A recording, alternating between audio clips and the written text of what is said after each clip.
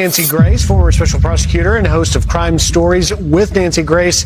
You know, Nancy, Attorney Ben Crump there has a point. You mean no one saw anything? Where do you see this investigation, where things stand?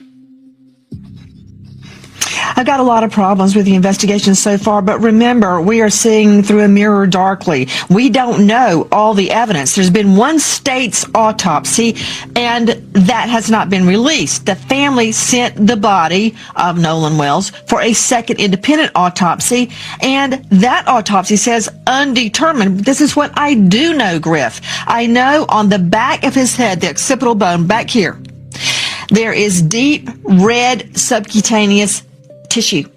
It's not anywhere else. It is not pooling of the blood once he's died. The blood pools at the lowest point. It's not that, because it's only there. I'm curious, does that suggest a blow to the head?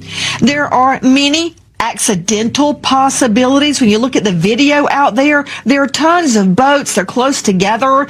Did he drink and drown in between one of those boats and nobody noticed? I don't know that. However, that deep reddening on the occipital bone is very disturbing to me. Also, you think, oh, he drowned, but we don't have the lungs. When the second autopsy got the body, the lungs and the throat were missing. Now, I understand, Griff, why they took the lungs to determine if he had drowned, but why was the neck missing? What about the interior of the throat sparked the initial medical examiner's concern? Was there some bruising on the neck? I don't know. Something doesn't add up about the last words Nolan Wells ever said to his best friend. 3 words. I love you. No warning, no goodbye wave. No sense that this was the end of anything. Just a normal afternoon on a normal boat on a normal 4th of July. Except it wasn't normal, because hours later, Nolan Wells was gone. And weeks later, the story everyone believed about how he vanished started falling apart. From the one person closest to him. You need to understand what happened on Horn Island that day, because the official version has a hole in it big enough to drive a boat through. Here's what you've been told. Nolan went out with a group of friends on July 4th. Hundreds of boats crowded the water. Somewhere in that chaos, he met a girl. He liked her. He decided to stay behind and find another ride home later. That's the story, repeated by friend after friend, almost word, for weeks. But Javon Williams, Nolan's best friend, the person who knew him longer and better than almost anyone in that group, says it's not true. He says it doesn't match the person he grew up with, and he has a very specific reason for saying so. By the end of this video, you'll know exactly what the physical evidence says about Nolan's last hours. And you'll know why the person who loved him most refuses to accept the story everyone else has agreed on. If cases like this keep you thinking long after the video ends, subscribe now. Because what comes next changes everything you think you know about that afternoon. Nolan left his phone behind that day. He never texted his mother. He never called to check in, something friends say he always did. And nobody, not one person out of hundreds on that island, has explained why. Before you can judge what anyone told police, you need to see what was found on his body. 2 autopsies happened. 2 different answers came back. The state's medical examiner completed one exam. The family, unconvinced, paid for a second independent one. That second autopsy came back with one word: undetermined. Not accidental, not homicide, undetermined. A word that leaves every question on the table. Here's where it gets harder to dismiss. Nancy Grace, reviewing the case, pointed to something specific. There is deep red subcutaneous tissue on the occipital bone, and it's not anywhere else. Not lividity, not blood pooling after death. A distinct mark, isolated to the back of his skull. You can explain that a dozen accidental ways. A fall against a boat railing, a crowded dock, a sudden lurch, nobody noticing in the noise of a holiday weekend. But there's a second detail that's harder to wave away. When the body reached the second medical examiner, the lungs and throat tissue were missing. Investigators say they needed the lungs to test for drowning. Nobody has explained why the throat was gone too. Add to that a piece of newly surfaced audio from a distress call the group made that night, reporting the boat taking on water. Somewhere in that recording, a voice says, "Wake the full up." Nobody has confirmed who said it or who they were talking to. None of this proves what happened to Nolan, but it proves the simple story. The one about a boy who stayed behind for a girl was never the whole story. The evidence can't tell you who's lying, but someone who knew Nolan for years believes he already knows.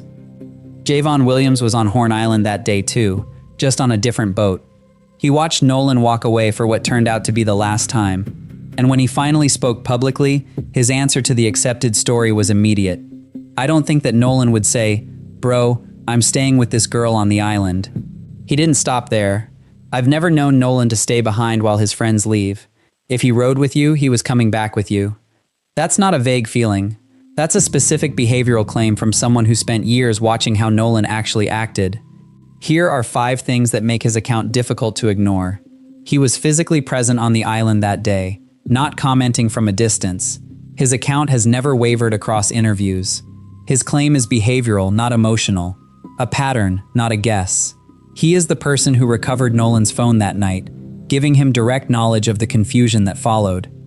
He has publicly rejected the theory most likely to get him attention, meaning he isn't chasing a viral narrative. Compare that to the friend group's account. Multiple friends, interviewed separately over several weeks, and their story hasn't changed either. Consistency on both sides. 2 accounts that can't both be fully true. So here's the real question this case still hasn't answered. If Nolan never left his people behind, why did his phone, his keys, and his ride home all leave without him? Tell us in the comments. Does a lifelong friend's read on someone's character outweigh a same-day account from people who were physically there?